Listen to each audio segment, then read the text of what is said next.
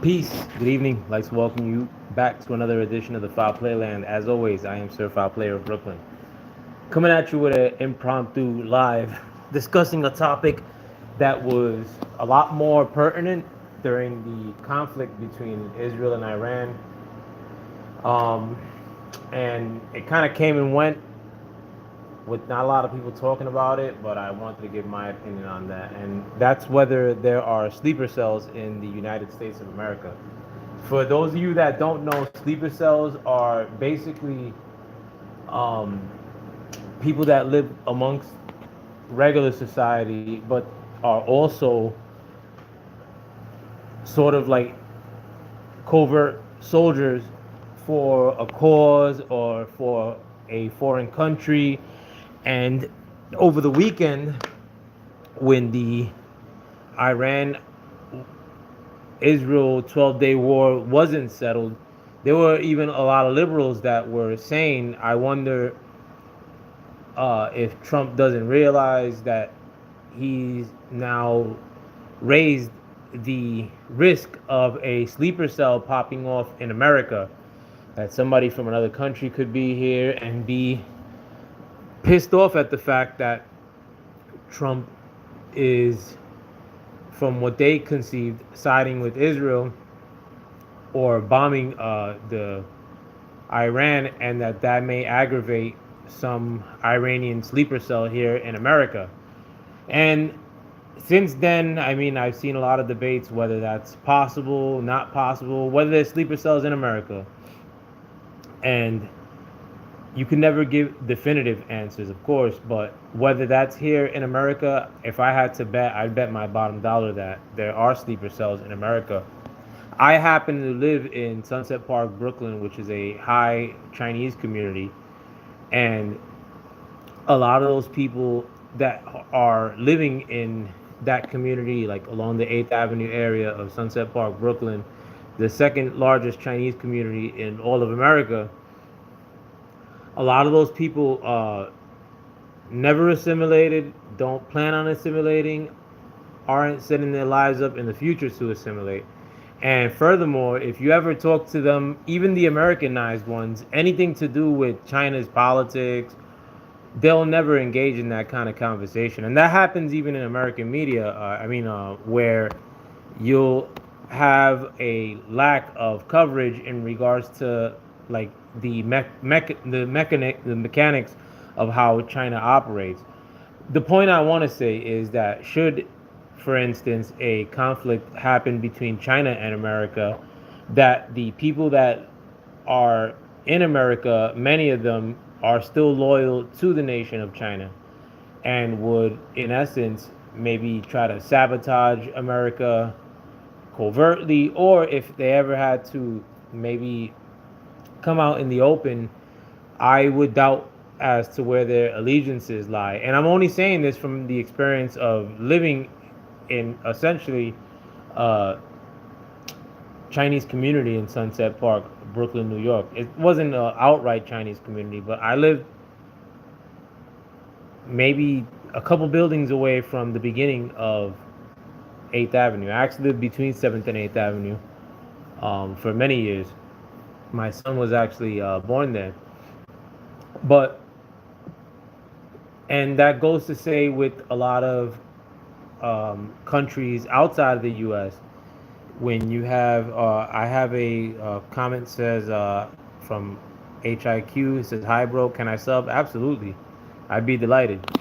But you also have people from other countries in America who are welcomed by the liberal establishment, and the liberal establishment, their politics basically pumps the notion that America is a really evil nation, and that these newly arrived migrants are deserving of things that America should give them, and that they shouldn't be proud to claim America as their homeland, rather like still have some sort of lineation to their native lands, and to really be disenfranchised about living in America.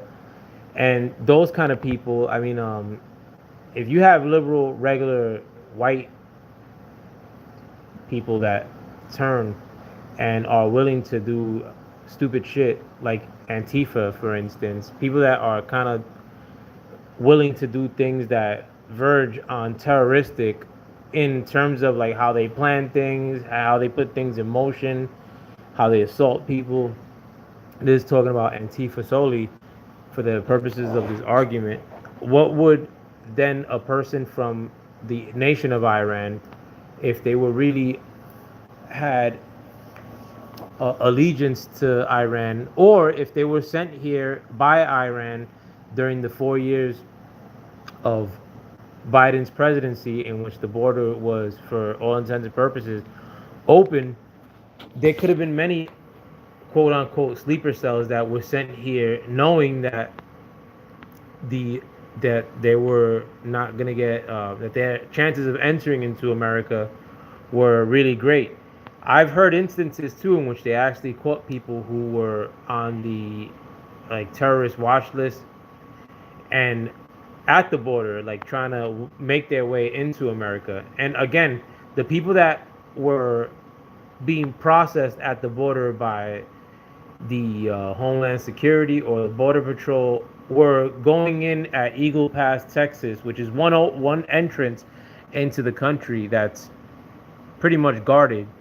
Whereas you have thousands or hundreds of miles of border that are unguarded and people can make their way in there. And a lot of times the cartel, or the Mexican cartel, are the ones that are chauffeuring people into the country, and they know many ways into America which are unguarded outright. And President Trump designated the cartels as terrorist organizations, and that made a lot of sense. Ultimately, I mean, these are people with military equipment that are not only sending illegal narcotics into America, but also enabling during the Biden presidency a lot of the illegal migration that entered during that time. There were reports that the cartel were actually the ones that were benefiting from each person that came into the country by them shepherding them up into America, and that the cartel would catch people that were not paying the cartel to come into America and essentially do whatever they wanted to them. You get the idea.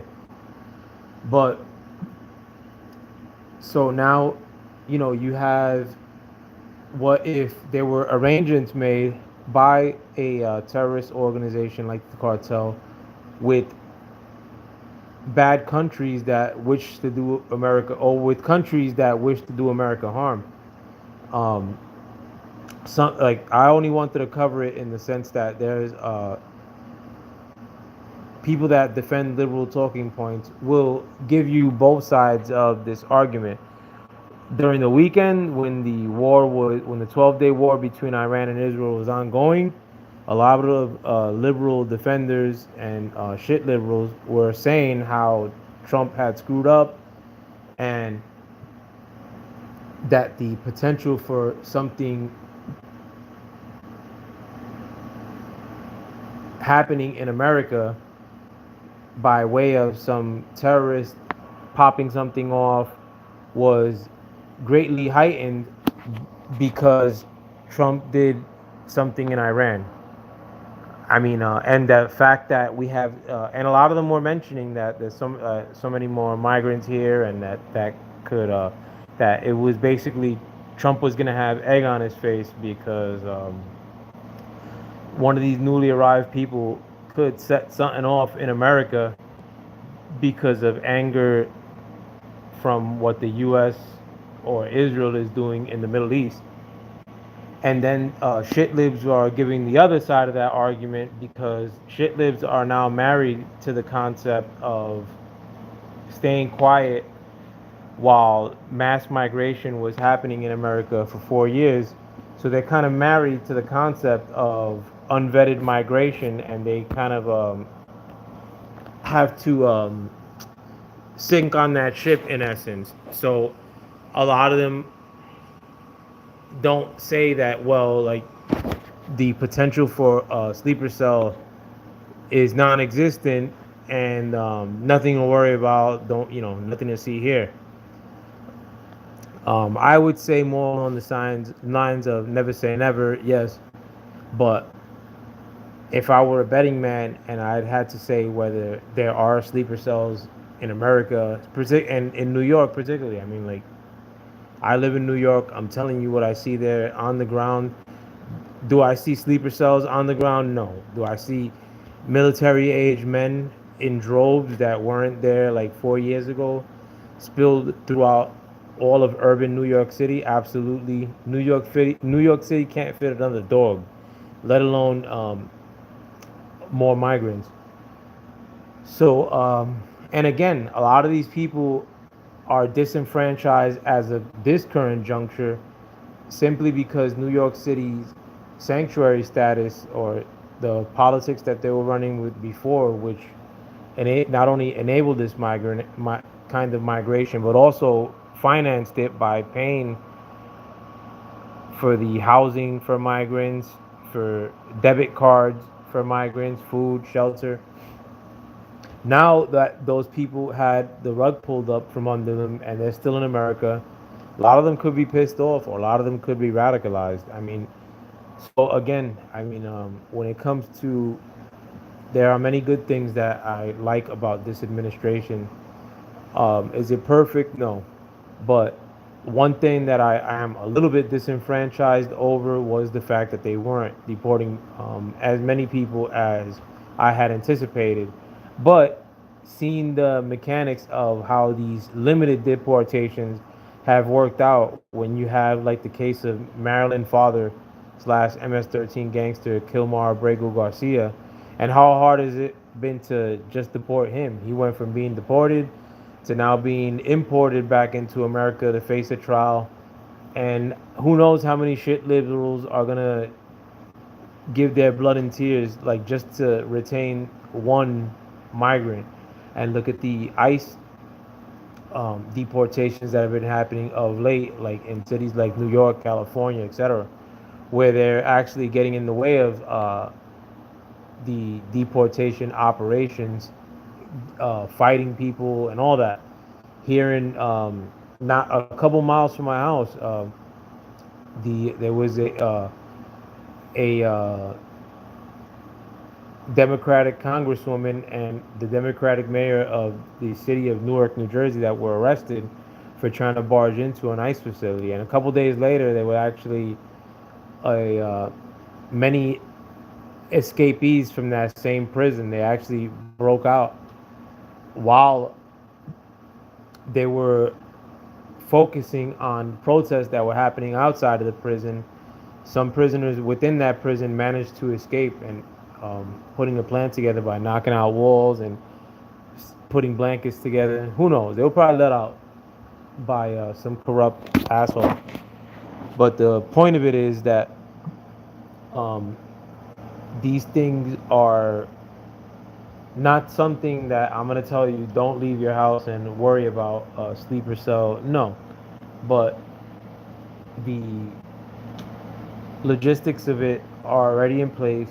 The disenfranchised masses that are in this country and are being enabled by shit liberals to think that they deserve far more in America. You know, all the potential is there for some stupidity like that to pop off. But with that, I'm gonna be breaking out. I hope if you hear this video that you'll like, share, subscribe. Very hard to make this channel grow because YouTube doesn't like Puerto Ricans talking about these kind of issues, it seems.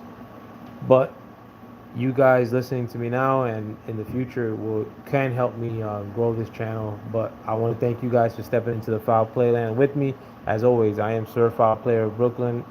I wish you guys a fantastic night and a fantastic tomorrow. Peace.